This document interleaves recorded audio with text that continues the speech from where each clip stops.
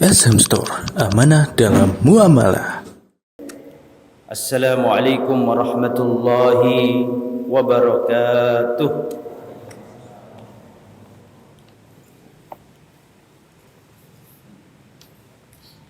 Innal hamdalillah nahmaduhu wa nasta'inuhu wa nastaghfiruh wa na'udzu billahi min syururi anfusina wa min sayyiati a'malina. Man yahdihillahu fala mudilla lah wa man yudlil fala hadiya lah. Wa asyhadu an la ilaha illallah wahdahu la syarika lah wa asyhadu anna Muhammadan abduhu wa rasuluh la nabiyya wa la rasula ba'dah. Allahumma salli wa sallim wa barik ala nabiyyina wa habibina Muhammad wa ala alihi wa sahbihi ajma'in, amma ba'd. Ikhwatal iman rahimani wa rahimakumullah. Alhamdulillah, kita bersyukur kepada Allah diberi kemudahan untuk bisa hadir di tempat ini, Masjid Al-Hidayah. Dan pada pertemuan kali ini kita akan melanjutkan kajian kitab Al-Aqidah Al-Wasithiyah karya Syekhul Islam Ibnu Taimiyah rahimahullah rahmatan wasi'ah. Pada kesempatan kali ini kita akan membahas Haudun Nabiyyi sallallahu alaihi wasallam wa makanuhu wa sifatuhu. Telaga Rasulullah dan sifat-sifatnya, tempat dan sifat-sifatnya. Wa fi arasatil qiyamah al-haudhu al-mawrudu lin nabiyyi sallallahu alaihi wasallam. Dan di pelataran hari kiamat ada telaga yang akan didatangi umatnya Nabi. Ini haudhun Nabi, telaganya Nabi. Ma'uhu asyaddu bayadan minal labani. Airnya lebih putih daripada susu. Kemarin terakhir kan saya jelaskan tentang hisab. Ada hisab yang muda itu kan? Sudah ketemu? Pinjam saya carikan. Yang terjemahan ya? Hah? 187, betul. Sudah ada ya? Silakan dibuka 187 yang terjemahan. Yang kayak saya ini kitab asli halaman 195. Taib. Sudah ketemu ya? Kita mulai. Bismillahirrahmanirrahim. Wa fi arasatil qiyamati al-haudul mawrud lin nabi sallallahu alaihi wasallam. Dan di pelataran hari kiamat nanti ada telaganya Rasulullah sallallahu alaihi wasallam. Ya betul itu ya? Nggih. Ma'uhu asyaddu bayadan minal labani. Air telaga Rasulullah itu warnanya lebih putih daripada susu. Wa ahla minal asali. Rasanya lebih manis daripada madu. Aniyatuhu adadu nujumis samai. Bejana-bejananya, gelasnya, cangkirnya itu seperti jumlah bintang-bintang di langit. Antum kalau malam hari di Surabaya nih lihat ke atas, Bintang itu kelihatan dikit. Tapi kalau antum di padang pasir yang luas, terus malam hari gelap gulita, terus antum melihat ke atas, waduh, berhamburan, penuh dengan apa? Bintang. Atau antum di sawah misalnya, di sawah yang jauh dari listrik, terus antum melihat ke atas, banyak sekali. Nah, kalau di Surabaya di tengah kota malam-malam antum lihat ke atas, kayaknya nggak kelihatan ya, karena pengaruh apa? Cahaya yang di bawah ini.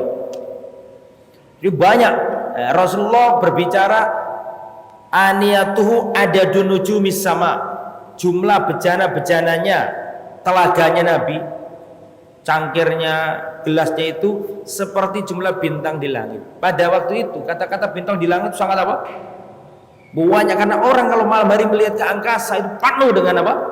Berhamburan dengan bintang-bintang. Tuluhu syahrun, panjang telaga Nabi itu seperti perjalanan 1 bulan panjangnya. Wa arduhu syahrun, dan lebarnya pun sama seperti perjalanan 1 bulan. Man yashrabu minhu syurbatan la yazma'u ba'daha abada. Barang siapa minum dari telaganya Nabi 1 teguk, 1 kali minum, la yazma' ba'daha abada, dia tidak akan kehausan selama-lamanya. Nah, ini harus diimani. Dan telaganya Nabi itu ada 2 mizab. Ngerti mizab? Mizab itu talang, pipa, terbuat dari emas dan terbuat dari apa? Perak. Dan itu airnya dari surga. Itu yang nggak ada di sini.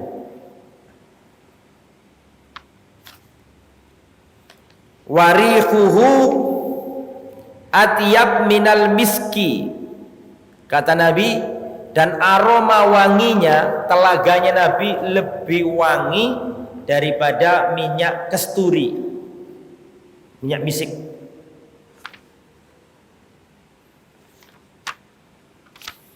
Hadis riwayat Imam Al-Bukhari dan Imam Muslim. Dan ini wajib kita imani, bahwa nanti ada telaga. Tapi tidak semua umatnya Nabi bisa diterima di telaga itu. Ya, jadi pertama wajib kita imani bahwa Nabi punya telaga di hari kiamat nanti. Inna a'tayna kal kautsar. Sungguhnya kami berikan kepadamu wahai Muhammad al-Kautsar, telaga di surga. Lah, nanti umat Islam akan berusaha berbondong-bondong ketemu ke Nabi di tempat itu. Dan ada sebagian di antara umat Nabi yang terhalang, gak bisa masuk dan diusir dari telaga itu. Terus Nabi ingin memberi syafaat, ingin agar umatnya yang terusir itu bisa masuk. Kemudian Nabi mengatakan, ya Rabbi ummati ummati, ya Allah umatku, ya Allah umatku, biarkan masuk. Tapi dikatakan kepada Rasul, innaka la tadri ma ahdatsu ba'daka, wahai Muhammad, kamu enggak tahu apa yang mereka ada-adakan sepeninggalmu. Artinya mereka melakukan ibadah tidak nyontoh contoh darimu, bahkan membuat ritual-ritual baru yang tidak kau ajarkan. Makanya para ulama menjelaskan di antara bahaya berbuat bid'ah adalah terhalang dari masuk telaga Al-Kautsar. Oke, itu Syekhul Islam tidak berbicara panjang lebar seputar telaga, cukup di situ yang disampaikan beliau. Kemudian sekarang sirat. Wasiratu mansubun ala matni jahannam wa huwal jisrul ladzi bainal jannati wan nar. Sirat adalah jembatan yang ditancapkan, ditegakkan di atas punggung neraka jahanam. Dan sirat adalah jembatan yang terbentang antara surga dan neraka. Yamurrun nasu ala qadri a'malihim. Manusia akan melewati sirat ini sesuai kadar amal perbuatannya. Faminhum man yamurru kalamhil basar. Ada orang yang melewati sirat ini seperti kedipan mata. Kedip mata, nggak sampai 1 detik. Coba antum kedip, langsung. Gak sampai 1 detik. Itu yang pertama, tingkatan paling tinggi, melewati sirat seperti kedipan mata. Saya kedip sekarang. Yang kedua, wa minhum man yamurru kal barq. Yang nomor 2, ada yang berjalan seperti secepat al-barq, kilat. Secepat kilat. Yang nomor 2 itu. Wa minhum man yamurru karrih, dan ada yang berjalan melewati sirat seperti angin yang berhembus. Wa minhum man yamurru kal farasil jawad, dan ada yang melewati sirat laksana kuda pacu, kuda balap. Diterjemahkan apa di sini tempat anda? Kuda apa? Kuda hari cepat, kuda pacu.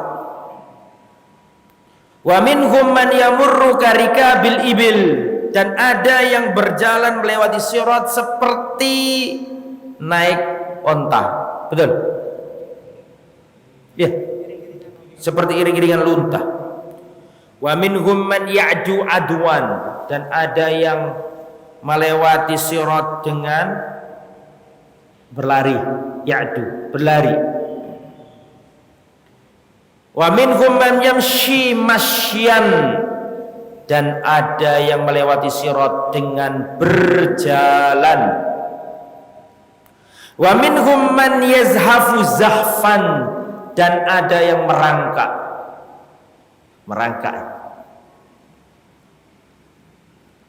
Wa minhum man yukhtafu wa yulqa fi jahannam, dan ada di antara mereka yang disambar dari atas dan dilemparkan ke neraka. Jadi ada yang merangkak-rangkak, ada yang tertatih-tatih, dan ada yang disambar dari atas. Karena di sirat itu ada yang menyambar, dan yang menyambar itu namanya kalalib. Duduk kalab. Kalau kalab ya duduk kali. Kalalib. Kalalib itu apa? Perhatikan. Fa innal jisra alaihi kalalib. Sesungguhnya jembatan sirat itu ada kalalibnya. Kalalib itu besi yang bengkok lancip. Kayak apa kalau di sini? Kayak pancing, pengait. Apa? Kail. Tapi besar. Nah, itu yang nyambar orang yang lewat. Orang lewat akan disambar sama kalalib.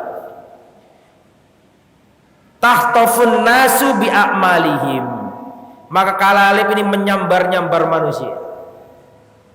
Dan semoga kita yang hadir di sini, yang ngaji, membahas di sini, termasuk kita ini tingkatan yang paling cepat, yang pertama.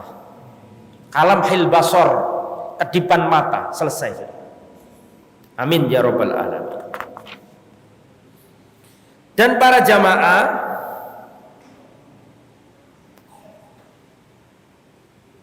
ketika hamba atau umat Islam melewati sirat itu, Rasulullah sallallahu alaihi wasallam ada di penghujung sirat. Rasulullah melihat umatnya, ada yang tertatih-tatih, ada yang disambar kalalib. Itu Rasulullah di penghujung sirat, dan Rasulullah mengatakan, Rabbi ummati, ya Allah selamatkan umatku, ya Allah selamatkan. Saking sayangnya sama kita tuh Nabi, Sampai dia tidak memperhatikan dirinya, saya ada di ujung sirat, saya masuk surga sendirian, umatku terserah nanti. Enggak, ditunggu sama Nabi di penghujung sirat. Dan Nabi mengatakan, ummati, ummati, salim, salim, salim, salim, selamatkan ya Allah, selamatkan ya Allah. Saking sayangnya Rasulullah. Dan Rasul itu punya doa pamungkas yang belum digunakan, ya kan? Likulli nabiyyin da'watun mustajabah. Setiap nabi punya doa pamungkas yang pasti Allah kabulkan. Tapi seluruh nabi sudah digunakan, kecuali Nabi Muhammad belum digunakan, disimpan. Untuk apa? Menolong umatnya pada hari kiamat. Saking sayangnya Rasulullah sallallahu alaihi wasallam. Itu tentang sirat. Nah, sekarang al-qantara. Nah, ada qantara. Setelah sirat itu enggak langsung surga. Setelah sirat itu masih ada al-qantarah. Qantarah dari segi bahasa ya sama, jembatan. Nah, sebagian ulama mengatakan qantarah ini adalah ujungnya apa? Jawab, ujungnya apa? Ujungnya sirat. Qantarah ini adalah tempat penyucian hamba sebelum benar-benar dimasukkan ke neraka, ke surga. Itu ada qantara dulu. Nah, di qantara inilah Allah hapuskan seluruh kedzaliman yang terjadi di antara hamba. Di qantara ini sebelum orang masuk surga dipastikan dia tidak melakukan apa? Kedzaliman, dan sudah selesai urusan duniawianya. Karena kalau orang itu masih ada kedzaliman belum bisa masuk surga. Bahkan dalam qantara ini hewan yang mati tertanduk akan Allah ciptakan kedua-duanya, dan yang mati tertanduk suruh apa? Mengkisos yang menanduk. Cuma bedanya kalau hewan langsung dijadikan apa? Tanah. Kita baca. Faman marra 'ala sirati dakhalal jannah. Barang siapa yang melewati sirat dia masuk surga. Fa idza abaru alaihi, dan jika mereka menyeberanginya, waqafu ala qantara, mereka akan berdiri di qantara antara surga dan neraka. Nah, perhatikan, fa yaktasu li ba'dhim min ba'd, terjadi kisos, nempeleng orang, duit belum bayar utang, gak bisa masuk surga, selesaikan dulu. Kisos, mendolimi orang.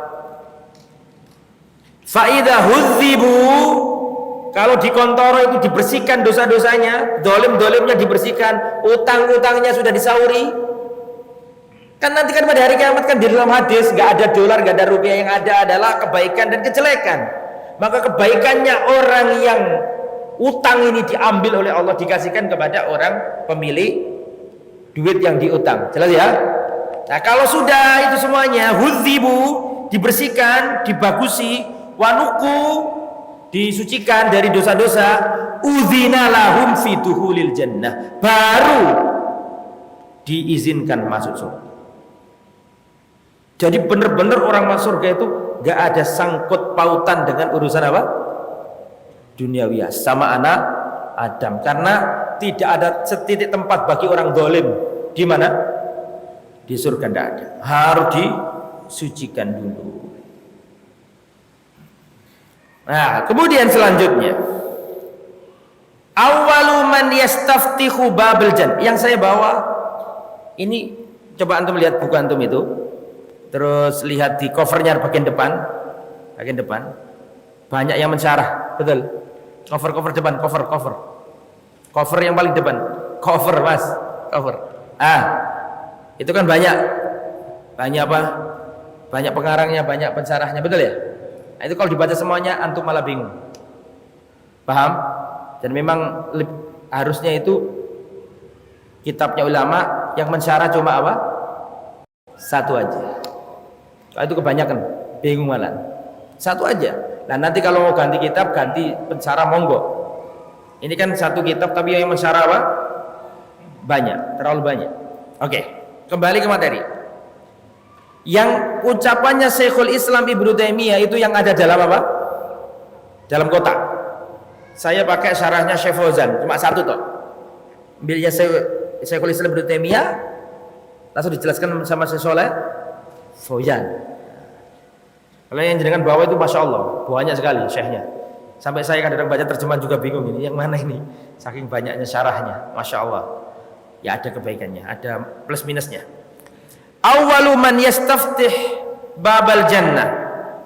Siapakah orang yang pertama kali mengetuk pintu surga atau minta dibukakan pintu surga? Wa awwalu man yadkhuluha, dan siapakah orang yang pertama kali masuk surga?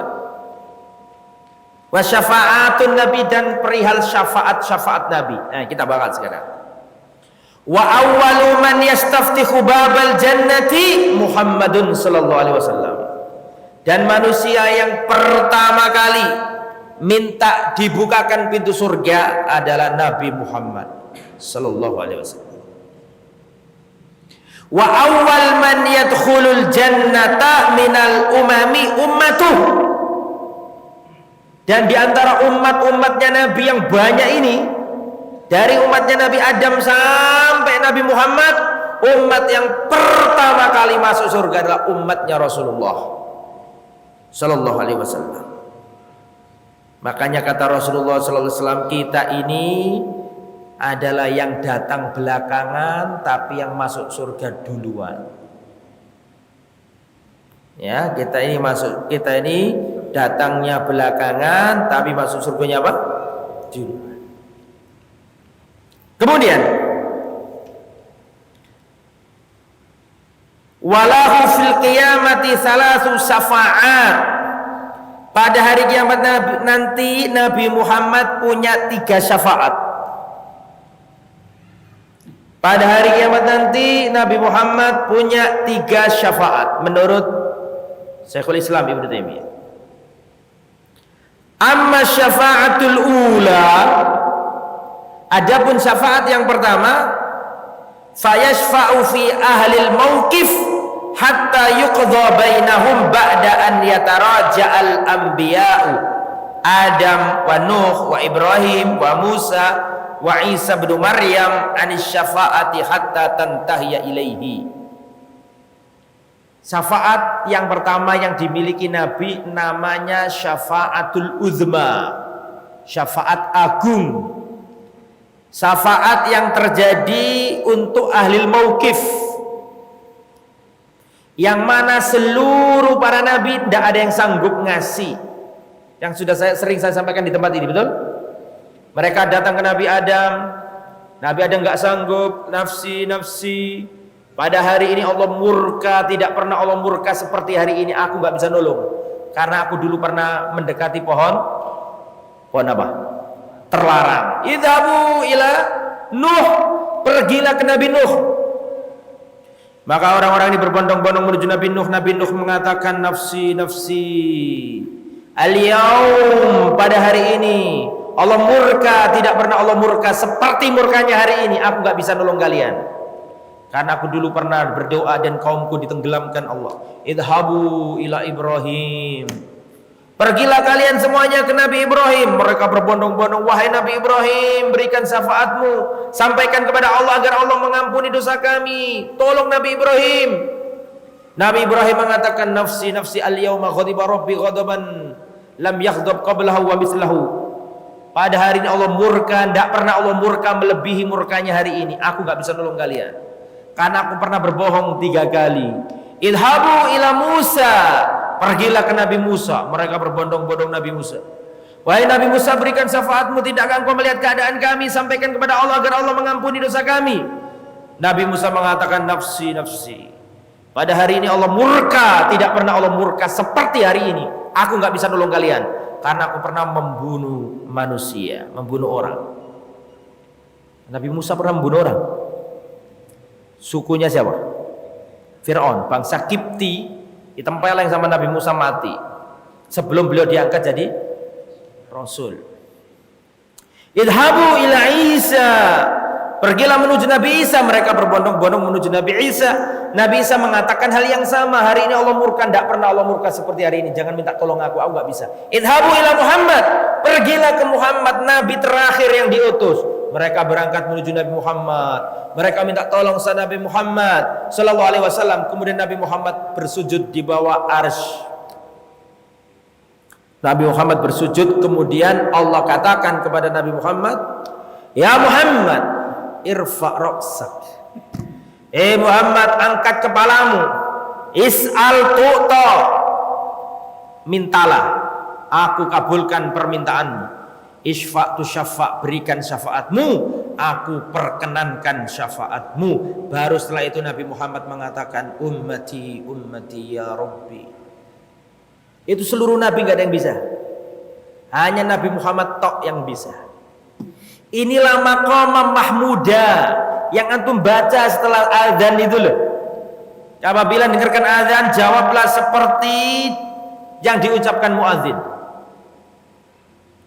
Kecuali hayya 'alas shalah, kita jawab la haula wala quwwata illa billah. Kalau selesai kata Nabi, bacalah doa, Allahumma rabb hadhihi da'wati tammah wassalatil qa'imah ati Muhammadanil wasilata wal fadilah wa ba'athu apa? Maqamam mahmud. Ya Allah, berikanlah kepada Nabi Muhammad maqamam mahmuda. Maqamam mahmuda itu apa? Ya itu tadi yang seluruh Nabi gak ada yang bisa kecuali Nabi Muhammad tok. Inilah al-wasilah, al-maqamam mahmuda. Makanya sampean kalau ada adzan, dengarkan baik-baik, jawab, selesai baca doa itu. Allahumma rabb hadhihi da'wati tammah wassalatil qa'imah ati Muhammadanil wasilatul fadilah wa ba'atsu maqaman mahmudan lil wa'atah. Apa kata Nabi? Halat lahu syafaati yaumal qiyamah. Dia berhak mendapatkan syafaatku pada hari kiamat. Ini syafaat yang pertama. Syafaat yang tidak dimampui siapapun kecuali siapa? Rasul. Yang kedua sekarang kita baca. Wa amma syafa'atun tsaniyah, adapun syafaat yang nomor 2. Fayasfa'u fi ahlil jannata an yadkhulu an yasfa'u fi ahlil jannati an yadkhulul jannata.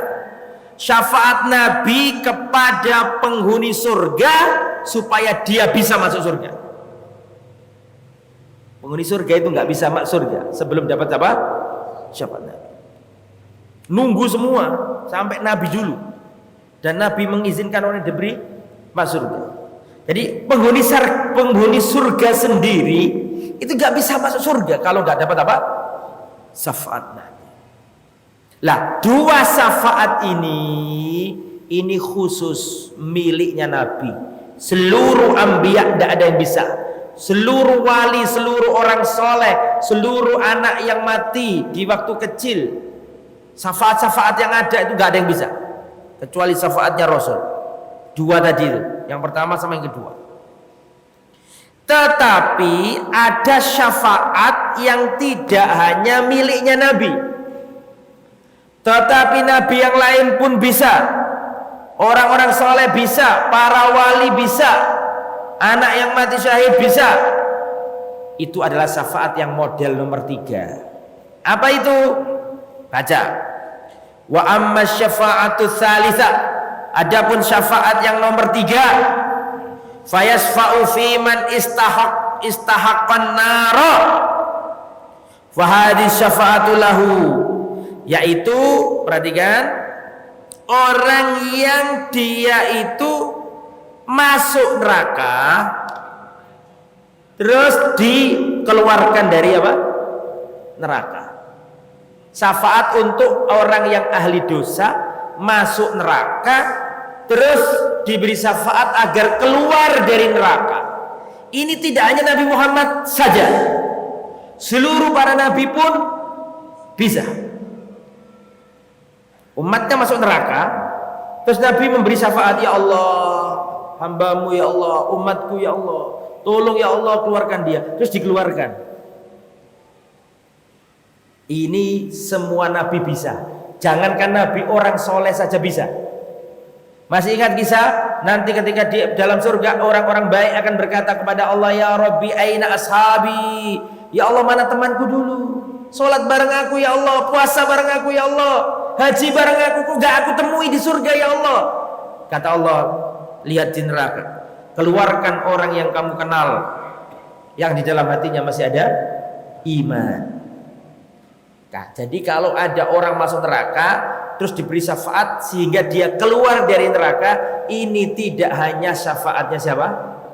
Nabi Muhammad, enggak, sallallahu alaihi wasallam. Tapi seluruh nabi bisa.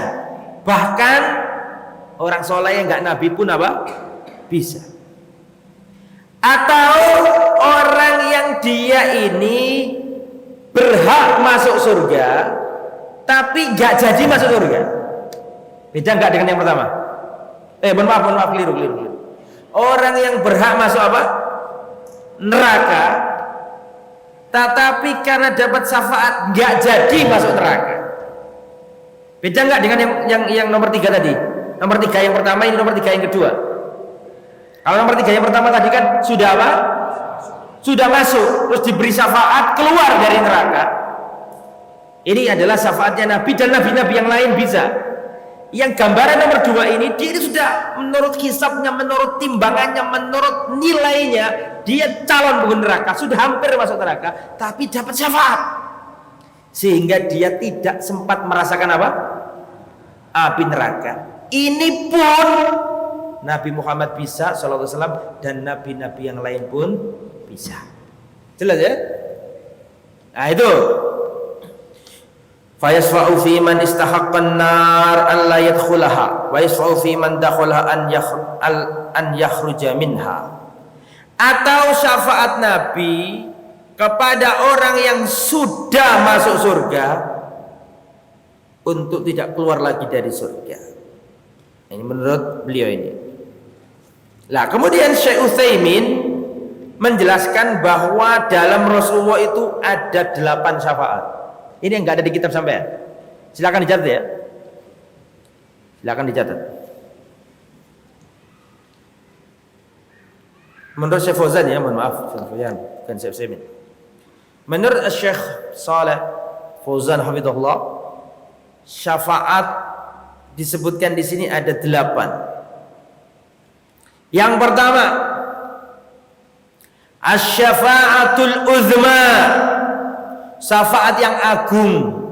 Yang agung yang tadi itu, yang seluruh nabi apa? Tidak bisa. Yang maqamam mahmudah, al-maqam al-mahmud, itu nomor 1. Gak usah saya ulangi lagi penjelasannya, sama dengan penjelasan yang tadi. Ini adalah syafaat agung, syafaat uzma. Makanya sampai disuruh apa? Membaca doa setelah apa tadi? Adzan. Ini hanya nabi tok yang bisa, nomor 1. Nomor 2, syafa'atuhu fi dukhuli ahlil jannata, mohon maaf, fi dukhuli ahlil jannati al jannata ba'dal farahi minal hisab. Syafaat yang nomor 2, syafaat Nabi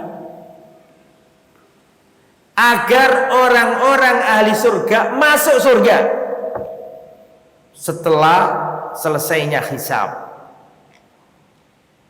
Saya ulangi yang nomor 2, syafaatnya Nabi agar penghuni surga itu atau calon para penghuni surga itu bisa masuk surga setelah selesainya apa? Hisab. Sekarang saya tanya antum nih, tolong dijawab. Orang yang calon penghuni surga bisa masuk surga enggak tanpa syafaat Nabi? Nah, makanya perlu syafaat Nabi. Itu nomor 2. Yang nomor 3, syafa'atun Nabi fi ammihi Abi Thalib. Syafaatnya Nabi kepada pamannya yang kafir, mati dalam keadaan kafir. Namanya siapa? Abu Thalib. Ini Abu Thalib nih pamannya Nabi. Jadi saya ceritakan agak lebar dikit. Rasulullah diangkat Nabi umur 40 tahun, itu pamannya Nabi yang tersisa cuma 4. Padahal pamannya Nabi itu bawanya, dengan bibinya banyak lagi. Tetapi ketika Rasulullah umur 40 tahun menerima risalah dari langit, dari Allah Subhanahu wa taala, diangkat jadi rasul, itu pamannya Nabi yang tersisa ada 4. Yang pertama Abu Thalib. Yang kedua Abu Lahab. Yang ketiga Al-Abbas. Yang keempat, Hamzah. Semua cinta Nabi kecuali satu, Abu Lahab, memusuhi Nabi. Dari empat ini, dua masuk Islam, dua mati kafir. Dua yang masuk Islam adalah Al-Abbas, bapaknya Abdullah bin. Yang kedua yang masuk Islam adalah Hamzah, yang terbunuh gugur dalam perang Uhud. Pamannya Nabi yang kedua ini nggak mau masuk Islam, mati kafir. Yang pertama Abu Thalib, yang kedua Abu Lahab. Cuma ada bedanya, Abu Thalib tidak memusuhi Nabi, bahkan mendukung, membackup, melindungi Nabi. Kalau Abu Lahab membenci Nabi sampai turun ayat dari langit, tabbat yada abi lahabiyu wa tabb ma aghna anhu maluhu wa makasab. Lah, Abu Thalib ini sejak kecil merawat Nabi. Nabi umur 8 tahun sampai Abu Thalib wafat, Nabi umur 50 tahun. Berapa tahun lu berarti? Dari 8 tahun sampai 50 tahun. 42 tahun kurang lebih. Itu Abu Thalib ketika Nabi kecil yang merawat Nabi, melindungi Nabi, ngajari Nabi dagang. Bahkan ikut menikahkan Nabi dengan Khadijah, betul tak? Makanya ketika Abu Thalib sakaratul maut, itu Rasulullah sedih. Maka Rasulullah datang ke rumahnya Abu Thalib, sedangkan di sisinya Abu Thalib sudah ada Abu Jahal. Kemudian Rasulullah mengatakan, ya ammi qul la ilaha illallah kalimatan asyhadu laka biha indallah yaumil qiyamah. Paman, ucapkan la ilaha illallah, sebuah kalimat yang aku akan membelamu pada hari kiamat. Paman, ucapkan paman. Disaut sama Abu Jahal, ya Aba Thalib, atarghabu an millati Abdul Muttalib. Wahai Abu Thalib, apakah kamu itu benci dengan ajaran leluhurmu? Apakah kamu itu benci dengan ajaran bapakmu Abdul Muttalib? Bingung. Ikut ponaannya dengan agama baru tauhid, ataukah ikut ajaran pagan, ajaran penyembahan dewa-dewa, penyembahan patung-patung, berhala? Bingung. Ketika lihat pamannya Nabi bingung, diulangi sama Nabi, paman ucapkan la ilaha illallah kalimatan asyhadu laka biha indallahi yaumil qiyamah, sebuah kalimat yang aku akan membelamu pada hari kiamat. Diulangi lagi sama Abu Jahal, hei Abu Thalib, apakah kamu itu benci sama ajaran leluhurmu? Ikut ajaran baru ini, ahli bid'ah baru ini. Baru. Kata siapa? Kata Abu Jahal. Bingung. Wa huwa ala millati Abdul Muttalib. Sampai di akhir wafatnya dia berada di atas agamanya Abdul Muttalib, agama bapaknya. Enggak masuk Islam. Rasulullah sedih. Rasulullah langsung mengatakan, la astaghfirunna laka ya ammi, paman, aku akan mendoakanmu paman selama aku tidak dilarang. Langsung dijawab Allah, turun ayat dari langit mencegah, melarang Nabi mendoakan pamannya. Tidak boleh. Maka analin nabiyyi walladzina amanu, tidak boleh bagi Nabi dan orang beriman mendoakan orang yang mati dalam keadaan apa? Syirikan. Tetapi perhatikan ini kembali ke materi. Syafaat nomor berapa? Syafaat nomor 3. Syafaatnya Nabi kemana? Ini khusus karena selain Abu Thalib gak ada yang bisa. Abu Thalib itu orang kafir, gak mungkin dapat syafaat. Tapi khusus Abu Thalib dapat syafaatnya Nabi. Tapi syafaat peringanan, bukan syafaat pembebasan. Bingung apa enggak bingung? Makanya Abu Thalib dapat syafaat dari Nabi. Padahal kafir. Padahal syarat itu orang dapat syafaat gak boleh kafir kan? Tapi khusus Abu Thalib dapat. Ini makanya ini dicantumkan oleh para ulama termasuk yang kekhususan. Itu pun bukan syafaat pembebasan, tapi syafaat apa? Peringanan. Makanya dalam riwayat diletakkan api di apa? Di telapak kakinya, tapi mendidilah umek, jare wong Jawa ya. Mendidilah apa? Otak. Bukan pembebasan. Tapi seandainya dia mengucapkan la ilaha illallah masuk Islam, pembebasan. Paham? Nah itu sudah 3 kan? Itu 3-tiganya ini khusus. Tadi saya sebutkan ada berapa totalnya? Ada 8. Yang baru saya sebutkan berapa? 3. Lah 3 itu khusus bagi Nabi. Selain Nabi gak ada yang bisa. Nabi Nuh gak bisa ngasih anaknya. Anaknya kan tenggelam itu. Tenggelam, dipanggil-panggil Nabi Nuh, ayo irkam ma'ana, ayo masuk ke apa? Kapal ini. Nggak mau, aku naik gunung. Akhirnya kelelep mati. Gak bisa ditolong. Tidak peringanan malah tidak, gak tahu kita. Gak ada kesusahannya. Oke, nomor 4. Syafa'atuhu fi man istahaqqan nar min usatil muwahhidin alla yadkhulaha. Syafaatnya Nabi kepada orang-orang yang berhak masuk neraka. Para ahli maksiat di karangannya ahli tauhid. Tapi dapat syafaatnya Nabi, akhirnya nggak jadi masuk neraka. Berarti yang nomor 4 ini sudah masuk neraka apa belum? Tolong jawab. Belum. Saya ulangi ya, syafaat Nabi yang diberikan kepada orang yang berhak masuk neraka, yang ahli dosa di kalangan orang-orang ahli tauhid, tapi karena dapat syafaatnya Nabi, maka dia nggak jadi masuk neraka. Berarti sudah masuk belum? Belum. Itu nomor 4. Asy-syafa'atul khamisatu, syafaat yang kelima. Syafa'atuhu fi man dakhalan nar min usatil muwahhidin an yakhruja minha. Syafaatnya Nabi yang diberikan kepada orang-orang yang sudah kecemplung di neraka. Syafaatnya Nabi yang diberikan kepada orang-orang yang sudah disiksa di neraka. Dari kalangan ahli maksiat, orang yang bertauhid. Ahli tauhid tapi bermaksiat, minuman keras, berzina, berjudi, tapi tauhid dia. Ini masuk neraka. Tetapi dapat syafaatnya Nabi sehingga dia dikeluarkan dari neraka. Jadi tahu perbedaannya nomor 4 sama nomor 5. Kalau nomor 5 sebelum masuk, kalau nomor 5 sudah masuk. Dan itu dua-duanya ada. Asy-syafa'atus sadisa, syafaat yang nomor 6. Ibu-ibu nulis apa enggak? Enggak ngantuk, Bu? Ya. Soalnya saya jangan ngantuk, apalagi jenengan, mudah-mudahan enggak ya. Enggak ngantuk. Ojo ngantuk, Rek. Asy-syafa'atus sadisatu, syafaat yang nomor 6. Syafa'atuhu fi raf'i darajati ahlil jannah.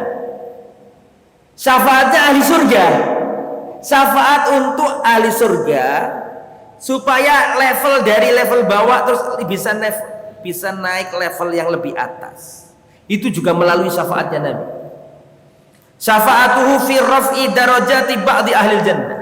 Syafaat Nabi untuk mengangkat derajatnya sebagian penghuni surga.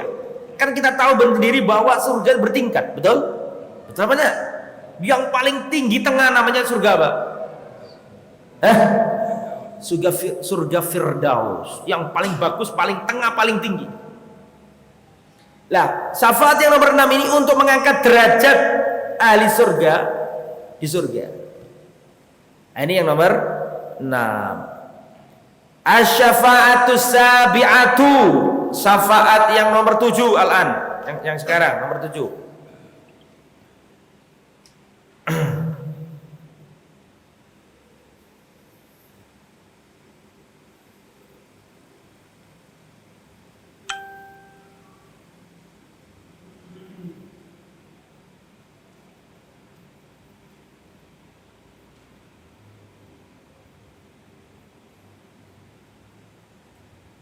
Nomor berapa sekarang? 7 gitu. Yang nomor 7 kita baca lagi. Syafa'atuhu fi man istawat hasanatuhum wa sayyi'atuhum an yadkhulul jannata. Nah, ini. Nomor 7 ini syafaat Nabi untuk orang-orang yang sama timbangannya antara kebaikan dan kejelekan. Sama. Apike eleke padha. Iki mlebu apa arek iki? Dapat syafaat Nabi, dapat masuk surga. Mereka inilah yang dijuluki Ahlul A'raf. Al-A'raf, surat Al-A'raf. Ahlul A'raf. Jadi orang yang sama antara kebaikannya dan kejelekannya. Terus dapat syafaatnya Nabi, akhirnya masuk surga. Asy-syafa'atu tsaminah. Syafaat yang nomor 8. syafa'atuhu sallallahu alaihi wasallam fi dukhuli ba'dil mu'minin al-jannah bila hisab wala adab. Syafaatnya Nabi untuk sebagian kaum muslimin agar masuk surga tanpa adab, tanpa hisab. Wes gak pakai hisab, gak pakai adab, langsung masuk surga. Gak pakai dihisab. Ini yang paling top. Langsung dikasih syafaat Nabi masuk surga tanpa adab, tanpa hisab. Ini seperti yang dilakukan Nabi terhadap Ukasha. Masih ingat kisahnya? Ingat enggak? Apa perlu saya cerita lagi? Ana sing gero, ana sing gero. Jadi pada waktu itu Rasulullah ngomong, lah akhirnya cerita kan? Akhirnya cerita. Sama enggak meyakinkan kan? Ya, akhirnya cerita ya. Pada waktu itu Rasulullah pernah ngomong, aku ditampakkan kepadaku umat-umat. Ada seorang nabi yang membawa sekian dikit, gak sampai 10 orang pengikut di padang mahsyar jalan. Aku ditampakkan ada seorang nabi yang jalan dengan 2 pengikut. Aku ditampakkan seorang nabi yang jalan dengan 1 pengikut. Dan ditampakkan kepada aku seorang nabi gak punya pengikut, jalan sendirian. Tiba-tiba didatangkan rombongan manusia yang sangat banyak. Aku mengira itu adalah umatku, kata Nabi. Tapi dikatakan ke Rasulullah, hadza Musa wa qaumuhu, bukan umatmu wahai Muhammad, ini adalah Musa dan kaumnya. Itu dalil bahwa Nabi Musa itu umatnya apa? Banyak, pol. Tapi datang lagi yang lebih gede, memenuhi ufuk. Terus dikatakan hadhihi ummatuka, wahai Muhammad, ini loh baru umatmu. Banyak. Ma'ahum, di dalam mereka itu sab'una alfan yadkhuluna al-jannah bila adab wala hisab. Di antara umatmu yang banyak itu ada 70.000 orang masuk surga tanpa adab, tanpa hisab. Kan sudah sering sampaikan itu. 70.000 orang masuk surga tanpa adab, tanpa hisab. Setelah itu Rasulullah menengcep pulang. Para sahabat saling bertanya-tanya, siapa 70 orang ini? Kok nggak dijelaskan secara detail oleh Nabi? Para sahabat saling menduga-duga. Ada yang mengatakan, oh mungkin itu ahli tauhid, oh mungkin itu orang yang ikut berjihad bersama Nabi, oh itu mungkin orang yang nggak sempat jumpa dengan masa jahiliyah. Saling menduga-duga. Dan diantara metode pengajaran Nabi adalah taswiq. Di antara metode pengajaran Rasul adalah taswiq, membuat penasaran orang. Rasulullah kan sering kan ngomong nih, mau nggak kalian saya kasih tahu? Nah, kalau kasih tahu aja, kan ngapain pakai tanya-tanya segala? Tapi itu sengaja dilakukan Nabi supaya orang terangsang untuk ingin mengetahui. Jadi pahami? Tahukah kalian siapa orang yang bangkrut itu? Memancing dulu supaya penasaran. Mereka tanya orang yang bangkrut, ya Rasulullah, yang nggak punya dirham, nggak punya dinar. Kata Rasulullah, bukan itu orang bangkrut. Orang bangkrut adalah orang yang di dunia nanti di akhirat membawa pahala sebesar gunung gede-gede. Tapi karena dia dulu di dunia mencela ini, melanggar kehormatan ini, akhirnya dihabisi, pahalanya entek. Itu orang bangkrut yang sejati, kata Nabi.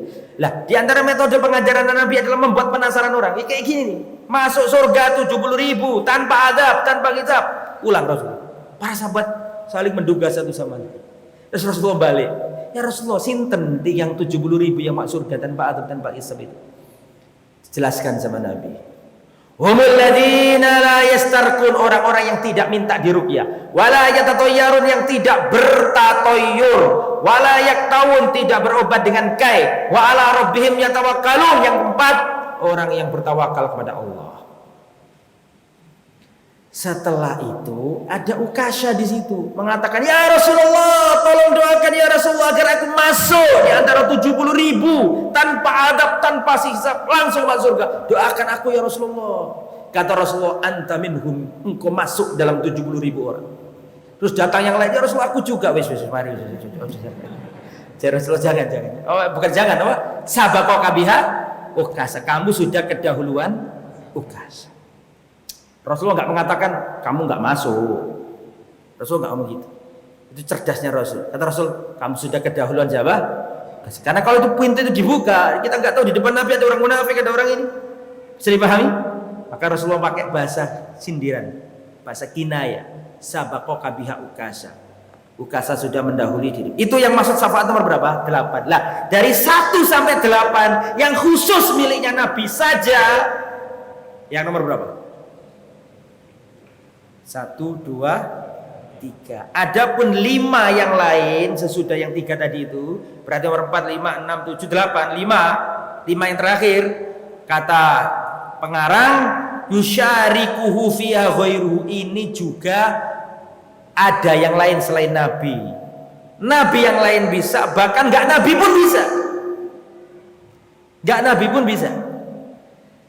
Malaikat bisa. Apakah malaikat bisa nggak syafaat? Bisa. Orang soleh, saudara muslim lainnya yang soleh bisa. Oke. Itu ya. Tetapi jamaah, ini penting ya. Syafaat nggak mungkin terjadi kalau syaratnya tidak terpenuhi. Dan itu sudah sering saya sampaikan di tempat ini. Dan saya ulang-ulang terus. Paling sekarang tak takoni awakmu yo gak iso. Nah, apa syaratnya syafaat? Tadi kan Rasulullah kan ngasih pertolongan. Itu yang kita cari, jangan sampai jadi utopia terus nanti tenang aja. Nggak, ada syaratnya. Apa syaratnya syafaat itu terjadi? Kalau nggak ada syaratnya ya sudah, kita santai aja dapat syafaat Nabi kok.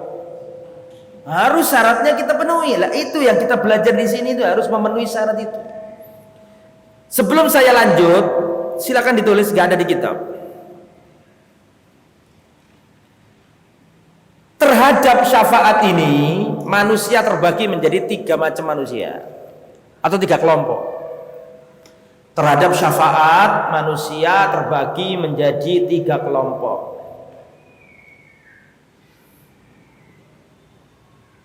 Kelompok yang pertama, kelompok yang ghulu, ekstrim, berlebihan dalam menetapkan apa?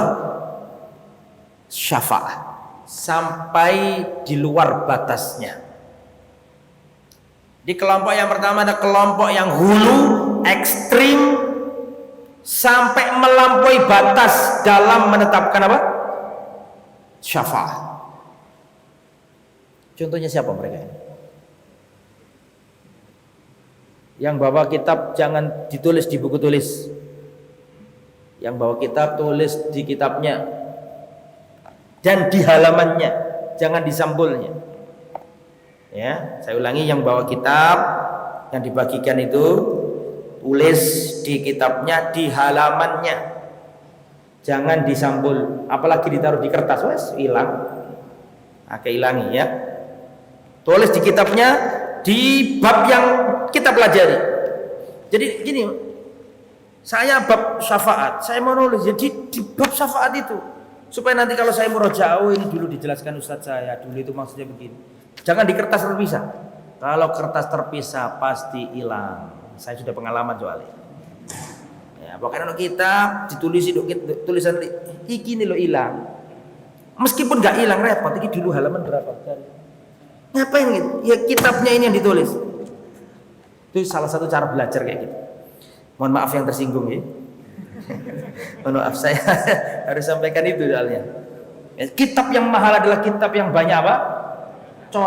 Bukan coretan. Tulisan tali. Itu penting dan itu mahal harganya. Ya, jadi jangan dipisah di kertas yang lain. Taruh di bab yang sama, judul yang sama, dikasih tulisan. Kembali ke materi. Apa tadi? Judulnya tadi pembahasan kita. Oh iya, pembagian manusia terhadap apa? Respon manusia terhadap syafaat. Respon manusia terhadap syafaat. Yang pertama adalah golongan atau kelompok yang ekstrim hulu dalam menetapkan syafaat sampai di luar batasnya. Contohnya siapa? Contohnya ya, ini oleh banter-banter ya. Ini zaman ini repot ya. Contohnya kaum Nasrani menganggap bahwa Nabi Isa itu satu anak Tuhan. Kedua, menganggap Nabi Isa menebus apa? Ini hulu, ekstrim. Sehingga semuanya akan dihapuskan dosanya dengan menurut mereka wafatnya Nabi Isa. Atau diantara yang ekstrim hulu adalah kaum ghulatus sufiyah. Ghulat itu artinya sufiyah yang ekstrim, orang-orang sufi yang ekstrim, menganggap bahwa orang soleh ini bisa ini berlebihan. Tapi jangan dimaknai kita mengharamkan ziarah kubur. Banyak yang salah paham, dikira kita mengharamkan apa? Ziarah kubur boleh, silakan, asalkan satu tujuannya untuk apa? Mendoakan si mayit. Yang kedua tujuannya apa? Agar kita ingat kematian. Adapun menganggap ini nanti akan menolong kita dan seterusnya sampai hulu, sampai di luar batas yang diajarkan Nabi, nah ini yang nggak boleh. Termasuk juga orang kafir jahiliyah. Kafir jahiliyah dulu kan berminta syafaat, bertawasul dengan Lata, berhala yang dianggap sakral oleh orang jahiliyah kan Lata, betul tak? Lata dan antum tahu Lata itu? Lata itu jangan dikira ujuk-ujuk berhala disembah. Bukan, ada kisahnya, ada historinya. Lata itu ada manusianya. Kita dulu waktu TPA-MI kan diajari sama guru kita, orang kafir Quraisy nyembah Lata dan Uzza. Lata itu dulu ada orangnya, orang yang dianggap soleh, suka membuat makanan dibagikan ke jemaat apa? Haji. Di zaman itu dianggap orang soleh dia ini. Terus mati, belum ada Islam. Terus orang ini mati. Setelah mati, orang-orang datangi apa? Kuburannya. Diagung-agungkan, lama-lama dijadikan apa? Berhala dan disembah. Ini tadi hulu dalam menetapkan apa tadi? Nomor satu tadi. Sampai tidak berhak pun dianggap bisa. Itu yang pertama. Yang kedua, kelompok nomor dua adalah alladzina apa? Yang nomor dua ini orang-orang yang menolak, yanfuna syafaat, menolak adanya syafaat. Orang-orang yang menolak, tidak mau dengan konsep syafaat yang dipegang oleh ahlu sunnah. Ini ekstrim kiri, ekstrim kanan. Yang pertama ini ekstrim sebelah, yang satu ini juga ekstrim sebelah. Nggak mau sama sekali syafaat. Kalau yang pertama tadi kan berlebihan kan, sampai mengangkat sesuatu di luar batas kewajarannya. Yang nomor dua ini kebalikannya, nggak mau sama sekali syafaat. Nggak ada syafaat, nggak mau. Siapa mereka ini? Mereka ini tulis ya, al-khawarij wal mu'tazilah. Khawarij dan mu'tazilah. Antum kalau terbiasa kajian tauhid pasti akan paham kenapa Khawarij dan Mu'tazilah tidak mau konsep syafaat. Ada yang tahu? Tafadhol. Karena Khawarij itu keyakinan orang yang dosa besar itu kekal di neraka. Betul. Itu sudah saya jelaskan di sini dulu. Pak ya, Bapak, keyakinannya orang Khawarij itu bahwa pelaku dosa besar itu kafir dan kekal di neraka. Pendapatnya Khawarij ini melazimkan menolak konsep apa tadi? Syafaat. Karena menurut Khawarij pelaku dosa besar itu kafir dan tempatnya di mana? Di neraka. Dengan konsep ini atau dengan pendapat ini akhirnya Khawarij gak mau menerima apa? Syafaat. Gak ada itu syafaat. Apa itu? Jelas-jelas nih khalidina fiha abada, kekal selama di neraka. Kok ada syafaat? Tidak mau, ditolak. Yang kedua, diantara yang menolak konsep syafaatnya Ahlussunnah, konsep Islam syafaat adalah Mu'tazilah. Nah, kalau pertama tadi dijawab sama Bapak Khawarij, betul, alasannya betul. Sekarang kenapa Mu'tazilah kok menolak konsep syafaat? Ada yang bisa? Jawabannya ini ada di pelajaran kita sebelumnya. Dulu sudah saya jelaskan. Cuma namanya santri, ono sing pinter, ono sing nggak pinter itu kan. Ono sing ilingan, ono sing nggak ilingan, ono sing iling tapi nggak ngerti karepe. Apa jawabannya? Sesekali kan, matur nuwun Mas. Ada yang tahu? Lagi Pak? Wah, betul silakan. Alasannya apa? Kenapa kok Mu'tazilah menolak syafaat? Ini alasannya sama dengan Khawarij, cuman dengan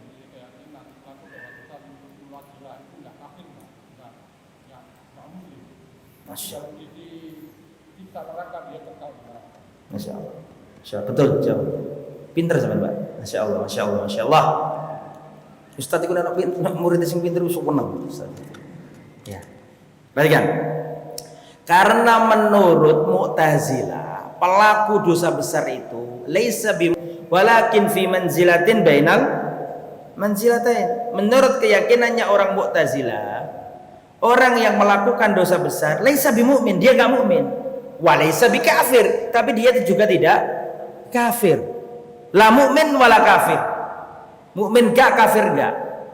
Sehingga keyakinannya Mu'tazilah itu orang pelaku dosa besar itu fi manzilatin bainal manzilatain, ada di antara dua tempat. Muslim juga kafir juga tidak di dunia. Tapi di akhirat menurut Mu'tazilah orang yang seperti ini kekal di neraka. Karena orang ini enggak muslim. Sedangkan syarat masuk surga harus Islam. Jadi dia kekal di neraka. Nah, sehingga Khawarij dan Mu'tazilah ini aklaniun, pakai akal. Ya, Khawarij dan Mu'tazilah meyakini bahwa syafaat tidak ada. Ini adalah kelompok yang nomor 2. Jadi ada ekstrim kanan, ada ekstrim apa? Kiri. Ahlus sunnah itu yang nomor 3, yaitu menetapkan syafaat, tetapi syafaat yang musbatah, syafaat yang ditetapkan syariat, tidak hulu seperti orang-orang Nasara, dan tidak sebaliknya tafrid, meremehkan seperti Khawarij dan Mu'tazilah. Tetapi ahlu sunnah pertengahan, iya syafaat itu ada, dalilnya jelas. Gimana dalilnya? Dalil syafaat. Yallah. Ayo, siapa yang bisa? Banyak. Al-Quran banyak. Ayat kursi itu lah, ayat kursi. Ayat kursi.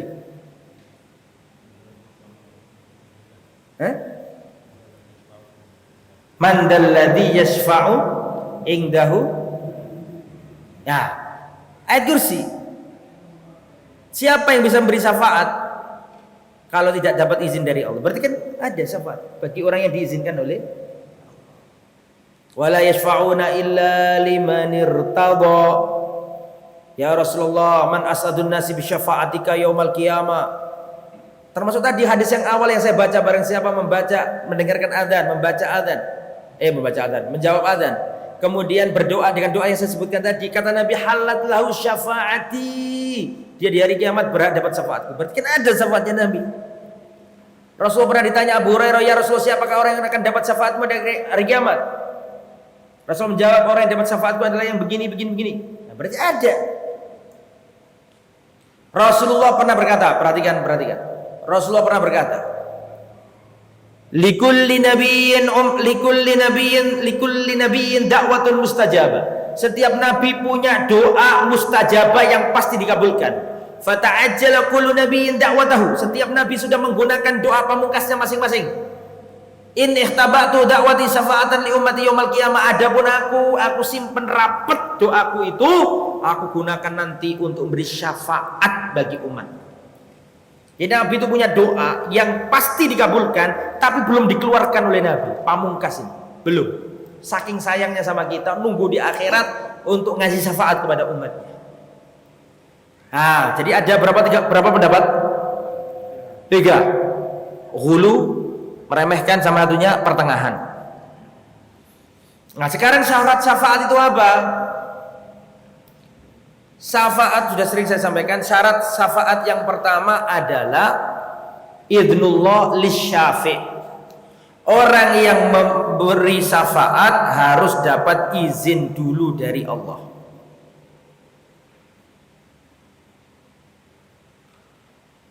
Perhatikan, Rasulullah bersabda, khuyyirtu baina an yadkhula nisfu ummati al-jannata wa baina syafa'ah. Aku diberi 2 pilihan oleh Allah, separuh umatku masuk surga ataukah syafaat. Seakan-akan Allah mengatakan, Muhammad kamu pilih mana? Separuh umatmu masuk surga ataukah syafaat? Kata Nabi, fakhtartu syafaat, aku lebih memilih syafaat. Li'annaha a'ammu, karena syafaat itu lebih umum, lebih besar. Terus Nabi bertanya, perhatikan, Nabi bertanya, atarawnaha lil muttaqin, apakah kalian mengira bahwa syafaatku itu untuk orang-orang yang bertakwa? Kata Nabi, la, tidak. Balil mudnibin al mutalawwisin al khatta'in. Justru syafaatku itu aku berikan kepada orang-orang yang ahli dosa, berlumuran dengan kesalahan dan ahli maksiat. Ini ahli maksiat umat ini akan dapat syafaat, tapi nggak gratis, ada syaratnya. Tugas kita adalah merealisasikan syarat itu agar kita bisa dapat syafaat. Apa syaratnya? Satu, yang pertama, idnullah lisyafi. Orang yang memberi syafaat harus dapat izin dari Allah. Buktinya tadi Nabi Adam gak bisa. Betul apa enggak? Nabi Nuh gak bisa. Berarti syarat yang pertama adalah, khusus yang syafaat agung tadi gak bisa kecuali Nabi Nuh. Syarat yang pertama adalah idznullah lisyafi. Orang yang akan memberi syafaat harus dapat izin Allah dulu. Dalilnya mana? Surat Al-Baqarah 255. Man dzalladzi yashfa'u 'indahu illa biizni. Tiada yang bisa memberi syafaat kecuali harus dengan seizin Allah. Berarti syarat yang pertama, orang yang memberi syafaat harus dapat izin. Tadi sudah kita sampaikan ceritanya tadi. Terus syarat yang kedua. Kalau syarat pertama aman, Pak. Kita aman, syarat yang pertama tadi. Karena Nabi diberi apa? Izin, gak ada masalah sama Nabi Muhammad dapat izin dari Allah. Nah, bisa memberi syafaat, silakan. Tapi masalahnya kita kena syarat yang nomor dua. Apa syarat yang nomor dua ini? Ridhallah lil masyfu'. Orang yang akan diberi syafaat harus diridhoi Allah. Orang yang diberi syafaat harus diridhoi Allah. Nah, sekarang saya tanya, yang pertama adalah yang memberi syafaat dapat izin. Ada masalah nggak ini? Masalah yang pertama ini? Tidak ada masalah, karena Nabi jelas-jelas diizini oleh Allah. Cuma PR kita yang nomor berapa? Nomor dua ini. Nabi nggak ada masalah, bisa nggak sama. Masih ingat nggak tadi itu? Ketika Nabi ada umatnya yang terusir dari apa tadi? Telaga. Nabi kan mengatakan, ya Rabbi ummati, umatku ya Allah. Diizinkan sama Allah apa enggak? Enggak, karena Allah nggak ridho. Maka syarat yang pertama adalah apa tadi yang pertama? Allah memberi izin kepada si pemberi syafaat. Syarat yang kedua, orang yang akan diberi syafaat harus diridhoi Allah. Dan syarat diridhoi Allah yang pertama, masih ada kelanjutannya itu. Jadi syarat nomor 2.1 kan ada izin dari Allah dan dari ridho. Nah, ridho ini ada syaratnya lagi. Syarat diridhoi Allah satu, harus ahli tauhid.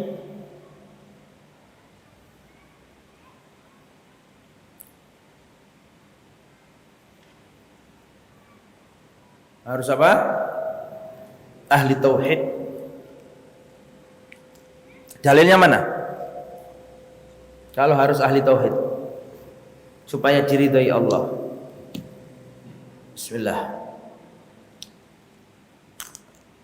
Perhatikan, ada hadis bunyinya seperti ini, Pak. Dan ini sering sampai dengarkan. Ada hadis yang ditanyakan Abu Hurairah, dan Rasulullah mengatakan, aku tahu tidak ada yang bertanya ini kecuali dirimu. Sudah aku duga, kata Nabi. Apa pertanyaannya? Begini pertanyaannya. Ya Rasulullah, man as'adun nasi bi syafa'atika yaumal qiyamah. Ya Rasulullah, siapakah manusia yang paling bahagia, beruntung mendapatkan syafaatmu pada hari kiamat? Kata Nabi, aku tahu gak ada yang bertanya ini kecuali dirimu. Kau pasti yang dului pertanyaan ini, karena semangatmu dalam menuntut ilmu. Itu pujian terhadap siapa? Abu Hurairah.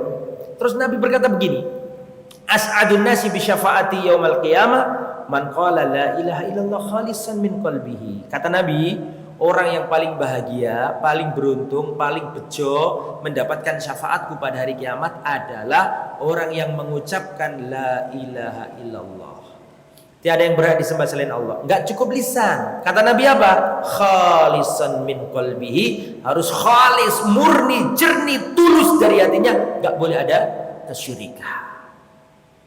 Itu syarat yang pertama, Pak. Kalau ingin diridhoi harus harus bersih tauhid dan steril dari syirik. Yang kedua, diridhoi Allah itu syaratnya harus ahlus sunnah. Ahlul bidah nggak bisa dapat. Syaratnya adalah ahlus sunnah. Nanti pada hari kiamat umatnya Nabi ini kan ada tandanya, betul? Apa tandanya umatnya Nabi pada hari kiamat? Wajahnya bercahaya. Surat Ali Imran ayat 106. Yauma tabyaddu wujuhu wa taswaddu wujuh. Pada hari kiamat ada wajah yang putih berseri-seri dan ada wajah yang hitam legam. Kata Imam Ibnu Katsir, tafsir Ibnu Katsir merujuk ucapannya Abdullah bin Abbas, wajah yang putih berseri-seri adalah wajahnya ahlu sunnah. Adapun wajah yang gelap gulita adalah wajahnya ahli bid'ah. Dan nanti pada hari kiamat ketika mereka mau memasuki telaganya Nabi diusir. Nabi menolong mereka dan Nabi menggunakan syafaatnya, tapi tertolak juga karena selain Nabinya dapat izin, maka si penerima syafaat harus apa tadi? Diridhoi. Allah katakan kepada Nabi Muhammad, ya Muhammad, innaka la tadri ma ahdatsu ba'daka. Kamu enggak tahu Muhammad apa yang diada-adakan dia setelah kematianmu. Kamu wafat, mereka ini generasi-generasi berikutnya yang enggak mengerti apa yang atau tidak melakukan apa yang diperintah dan dianjurkan olehmu. Mengadang-adakan sesuatu yang tidak pernah kau ajarkan, sehingga ahli bidah nggak bisa, harus ahlus sunnah. Di antara dalil lagi yang nomor 2 ini harus apa? Ahlus sunnah. Dalilnya mana? Surat Taubah ayat 100. Bunyinya seperti ini, perhatikan. At-Taubah ayat 100. Was-sabiqunal awwalun minal muhajirin wal ansar walladzina ittaba'uuhum bi ihsan radhiyallahu anhum wa radwan. Perhatikan, saya jelaskan.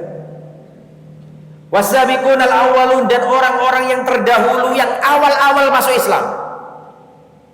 Minal muhajirin, dari golongan muhajirin. Kita sudah enggak kelas, enggak mungkin masuk muhajirin. Abu Bakar, Umar, Utsman, Ali, Mus'ab bin Umair, Abdullah bin Umar, kemudian Sa'ad bin Abi Waqqas, Abdurrahman bin Auf. Enggak klasi sama kita ini. Selesai masa muhajirin, sudah selesai. Wal ansar, dan orang ansar sudah selesai. Kita enggak mungkin sekelas Mu'ad bin Jabal, Abdullah bin Rawaha, Sa'ad bin Ubadah, Sa'ad bin Mu'ad. Enggak mungkin. Makanya menurut surat At-Taubah, orang yang diridhoi Allah itu 3 golongan. Saya ulangi ya. Menurut surat At-Taubah ayat 100, golongan yang diridhoi Allah itu 3. 1 minal muhajirin, kita nggak masuk. Wal ansor, kita nggak masuk. Kita dikasih Allah, saking sayangnya Allah, dikasih jatah nomor 3. Apa? Walladzina taba'uhum, dan orang-orang yang tegak lurus mengikuti mereka tadi. Inilah ahlu sunnah. Gitu kan? Nanti coba cek surat At-Taubah ayat 100. Wasabiqunal awwalun minal muhajirin. Enggak mungkin kita. Wal ansar, enggak mungkin kita ini. Tapi Allah masih sayang sama kita, kasih nomor 3. Walladzina taba'uuhum bi ihsan, dan orang-orang yang mengikuti mereka itu. Mengikuti siapa? Muhajirin, ansar. Itulah ahlu sunnah, mengikuti salafi. Mengikuti salaf kita, muhajirin dan ansar. Apa kata Allah di penghujung ayat atau di ujung ayat? Radhiyallahu anhum wa radwan. Mereka itulah orang yang diridhoi Allah. Lah, tadi belum ditulis syarat diridhoi, tadi dalilnya belum ditulis ya. Saya coba ditambahi, saya tadi lupa belum menyampaikan itu. Syarat diridhoi itu dalilnya surat Al-Anbiya ayat 28. Saya ulangi, tadi kan ada 2 syarat. Yang pertama, yang memberi syafaat harus dapat izin. Jelas? Dalilnya surat ayat kursi. Jelas toh, nggih? Yang nomor 2, orang yang akan diberi syafaat harus diridhoi. Itu dalilnya surat Al-Anbiya ayat 28. Wala yashfa'una illa liman irtadha, dan mereka tidak bisa memberi syafaat kecuali kepada orang-orang yang diridhoi Allah. Atau ada lagi surat An-Najm ayat 26. Surat An-Najm ayat 26 ini malah menggabungkan antara izin dan ridho. Wa kam min malakin fis samawati la tughni syafa'atuhum syai'a. Berapa banyak malaikat-malaikat yang ada di langit tidak bermanfaat syafaatnya kecuali setelah diberi izin Allah. Satu, yang kedua, untuk orang yang diridhoi. Jadi kalau surat An-Najm ayat 26 ini menggabungkan dua syarat tadi. Ya izin, ya ridho. Gini, kalau tadi kan izin dalilnya Al-Baqarah 255, betul ya? Kalau ridho dalilnya tadi Al-Anbiya ayat 28. Lah ada ayat yang mencakup dua-duanya. Izin kena, ridho kena. Yaitu surat apa tadi? An-Najm ayat 26. Nah, baru setelah itu diperinci ridho itu syaratnya apa? Satu, ahli tauhid. Dalilnya Bu Hurairah tadi tanya. Yang kedua, diridhoi harus ahlus sunnah. Dalilnya surat At-Taubah ayat berapa tadi? 100. Dan juga kisah tertolaknya orang-orang masuk telaga tadi itu. Alhamdulillah. Azan jam berapa kita ini? 39, masih ada 1/4 jam. Iya. 39. Iya. Kurang lebih lah 15 menit. Silakan kalau ada pertanyaan. Jadi sampai syafaat ya. Insyaallah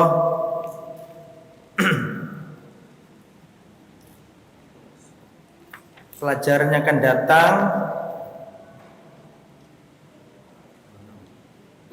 Wah, ini tinggal dikit lagi ya. Mana ini? Tak baca dikit lagi karena besok, biar besok ganti bab ya. Karena beberapa menit lagi, sebentar. Wa yuhrijullahu minan nari aqwaman bighairi syafa'ah. Perhatikan. Dan Allah juga mengeluarkan beberapa kaum dari neraka tanpa syafaat. Ada juga kayak gitu. Karena saking welasnya Allah. Ngerti welas? Saking saking sayangnya, saking gak tegoe, saking welas asini Allah. Bal bifadlihi, karena kemuliaan karunia Allah, wa rahmati, karena kasih sayang Allah. Wa yabqa fil jannati fadlun amman dakhala min ahli dunya fayunshi'ullahu aqwaman fayudlihumul jannah fa asnafu ma tadammanathu ad-darul akhirah min al-hisab was-thawab wal-iqab wal-jannah wan-nar. Nah, ini sudah penjelasan umum ya. Wa asnafu ma tadammanathu ad-darul akhirah minal hisab was-sawab wal iqab wal jannah wan nar wa tafasilu dzalika madhkura fil kitab fil kutubi al munazzalati minas sama'i wal athar minal ilmi al ma'thur anil anbiya wa fil ilmi al mawruth an Muhammadin min dzalika ma yashfi wa yakfi faman ibtahahu wajadahu. Jadi ini intinya kita suruh mengimani terhadap apa-apa yang sudah dinyatakan oleh Allah melalui Al-Qur'an dan Rasulullah melalui dalil-dalil yang apa? Yang maksud. Nah, ini insya Allah penjelasannya juga sudah pernah saya jelaskan tentang orang yang dikeluarkan Allah. Masih ingat nggak? Orang yang dikeluarkan Allah dari neraka dulu, yang dikeluarkan terus ditaruh di sungai surga. Masih ingat kan? Nah, itu surga saya terangkan, jadi saya nggak usah ulangi lagi. Nah, besok kita mulai bab baru. Besok pembahasannya seputar takdir. Takdir itu bagaimana sih? Nah, terus bagaimana cara beriman dengan takdir? Boleh nggak berhujah dengan takdir? Ya piye meneh takdire. Boleh nggak ngomong kayak gitu? Ternyata terperinci. Ada yang boleh, ada yang tidak. Kapan boleh berhujah dengan takdir? Kapan nggak boleh? Habis maksiat nggak boleh berhujah sama takdir. Sama lah pokok mendem takdire. Tak oleh. Selingkuh ketahuan bojone, piye meneh mah takdire mah. Ya nggak bisa. Pokoknya kalau maksiat nggak boleh sama berhujah dengan takdir. Tapi kalau musibah kita berhujah dengan apa? Takdir. Kecelakaan, wis enggak apa-apa, wis qadarullah. Nah, gitu. Ya kecelakaan, musibah. Tapi kalau maksiat enggak boleh berhujah dengan apa? Takdir. Nanti jadi jabriyah ya. Insyaallah besok akan kita jelaskan panjang lebar tentang masalah takdir. Bagaimana cara mengimani takdir? Apa manfaatnya beriman sama takdir? Luar biasa. Kenapa perhatikan, Pak? Kenapa orang Jepang, orang Amerika stres dikit bunuh diri? Karena mereka enggak iman sama takdir. Mereka nggak ada sama takdir. Berbeda dengan umat Islam. Umat Islam diajari sama Nabi, "Ilam, ketahuilah apa yang menimpamu gak akan bakal meleset dari dirimu. Dan apa yang meleset dari dirimu gak bakal cinorek." Jare wong Jawa, ngerti cinorek? Sudah ditulis di Lauhul Mahfuz. Tentrem hati ini. Kalau orang gak punya agama, Pak, orang ateis, orang stres, gampang bunuh diri, gelap gulita. Padahal menurut Islam, kesedihan itu ada pahalanya. Orang berduka itu diberi pahala sama Allah, disuruh sabar. Nah, ini cara kita beriman sama takdir, insya Allah akan kita jelaskan pada perjumpaan yang akan datang. 10 menit lagi, monggo kalau ada pertanyaan. Fadhol. Biasanya kalau menjelang kurban kan sering ada hadis tentang menunggangi hewan kurban lewat sirot. Itu hadisnya sahih. Apakah ada dalil bahwa orang yang berkorban itu nanti akan berjalan di atas sirat dengan menunggangi hewan kurbannya? Wallahu alam, saya belum pernah membaca hadis tentang itu di bab kurban. Kan ada kitab-kitab fikih kan keutamaan berkorban. Saya belum menjumpai itu. Saya belum pernah baca. Wallahu alam. Assalamualaikum warahmatullahi wabarakatuh. Bismillahirrahmanirrahim. Waalaikumsalam warahmatullahi wabarakatuh. Ustadz, ada sekelompok muslimin yang menamakan diri mereka Ahlus Sunnah wal Jamaah, tapi amalan mereka banyak diwarnai kebid'ahan, bahkan kesyirikan. Sebenarnya bagaimana mereka memahami makna Ahlus Sunnah wal Jamaah? Apa yang membedakan pemahaman mereka dengan pemahaman kita? Apa kitab syarah akidah yang mereka pelajari berbeda dengan kitab kita? Ya, al-ibratu, ada kaidah ya, ada kaidah.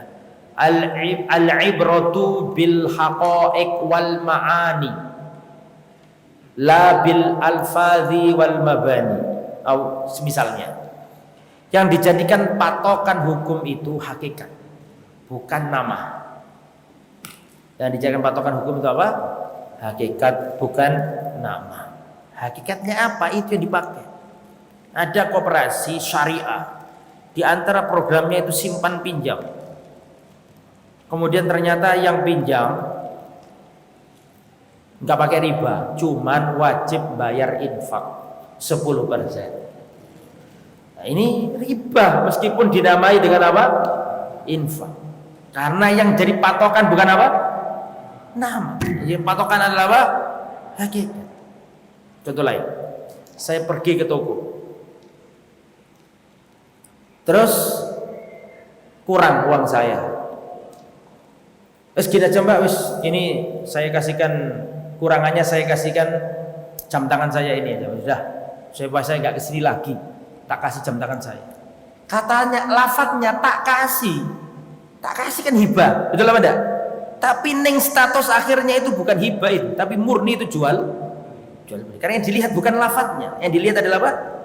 Sampai nitip sepeda, penitipan sepeda, terus sampean berangkat kemana 2 hari, sampean balik lagi, sampean bayar kena cas 100.000 nitip sepeda tadi. Kata-katanya nitip dalam bahasa syariat itu nggak boleh ada pembayaran. Nitip tuh wadiah, pas aku dolen Mas, sampean gowo duitku, aku mulai tak jaluk meneh, gak ada pembayaran nek menurut syariat. Karena nitip dalam bahasa syariat itu kan wadiah, betul?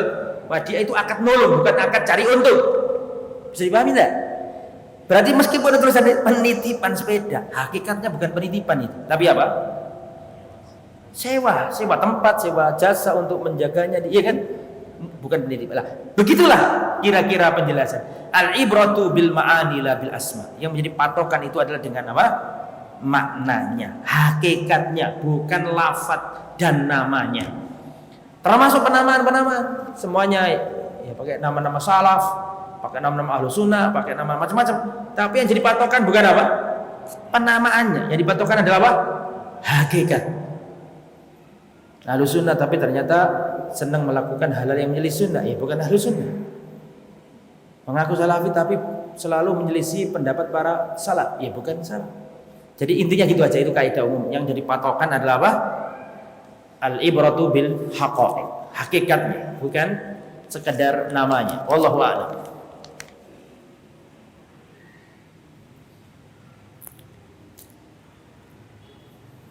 Assalamualaikum Ustaz. Waalaikumsalam warahmatullahi wabarakatuh. Izin bertanya di luar tema. Semoga Ustaz dan kita semua dalam lindungan Allah. Amin ya rabbal alamin. Pertanyaannya, jika seorang istri yang tidak berpenghasilan, apabila suami berinfak, apa istri dapat pahalanya? Jazakallah khair. Yang kerja suaminya nih ya, terus suaminya infak ke orang lain, ya kan? Apakah istrinya dapat pahala? Ya kalau istrinya menopang suaminya kerja, dia topang dengan baik, dia layani dengan baik, sehingga suaminya sukses, punya penghasilan lebih, terus disedekahkan ke orang lain, dapat pahala. Termasuk ta'awun alal birri wat taqwa.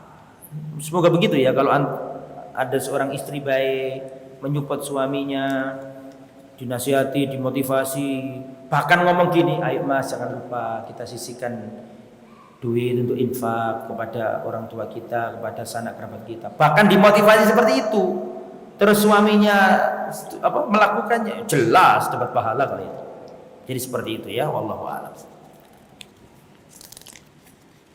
Makanya diniati yang apik ya, istri itu harus niat yang bagus. Aku melayani yang terbaik untuk suamiku dengan harapan suamiku nanti akan mudah saya beri nasihat sehingga suamiku dapat melakukan amal kebaikan. Otomatis dia dapat pahala. Bismillahirrahmanirrahim. Ustadz, saya pernah melakukan dosa besar di masa lalu. Saya masih sering terbayang-bayang dosa saya di masa lalu itu. Apakah saya masih bisa mendapat kesempatan diberi syafaat? Saya masih banyak dosanya. Loh, memang syafaat itu untuk ahli dosa. Tak ulangi mana ya. Ustaz, saya banyak dosanya. Apakah bisa dapat syafaat? Loh, justru syafaat itu kanggo wong sing akeh dosane. Jadi kita sudah jelaskan kan? Ataruna halil muttaqin, apakah kalian pikir syafaatku itu untuk orang yang bertakwa? Kata pendidik, enggak. Karena bertakwa harus melayu dhewe gampangane. Sing soro kan sing dosane akeh iki lho. Kata Nabi, balil mudribin al mutalawwisin al khatain, justru syafaatku itu untuk pelaku dosa besar, ahli maksiat. Jadi kalau jawabannya apakah saya masih dapat syafaat? Insyaallah dengan syarat tadi itu. Syarat tadi itu loh. Izin dan apa? Ridho. Syaratnya diri itu harus ahli tauhid, tadi itu kan? Harus beritibar kepada apa?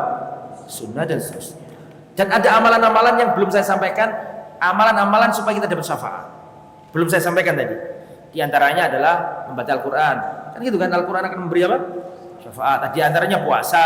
Kan gitu. Di antaranya baca tadi doa setelah adzan. Masih banyak dan belum saya sampaikan tadi. Jadi jangan pesimis, tetap tobat yang baik dan lakukan amal soleh, kemudian cari ridho Allah. Kalau dia durhaka sama orang tuanya, sulit dapat syafaat, karena termasuk ridhonya Allah itu didapat dengan apa? Ridhonya orang tua. Kan ada dalil ridhollah fi ridhol walidain. Ridhonya Allah ada pada ridhonya orang tua. Assalamualaikum warahmatullahi wabarakatuh. Aku pernah dengar ada syafaat dari baca Al-Quran.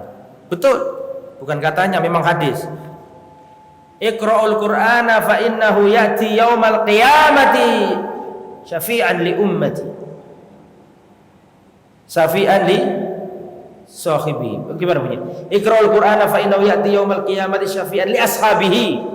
Bacalah Al-Quran karena Al-Quran pada hari kiamat akan memberi syafaat kepada ahlinya. Bahkan Al-Quran akan ngomong di depan Allah.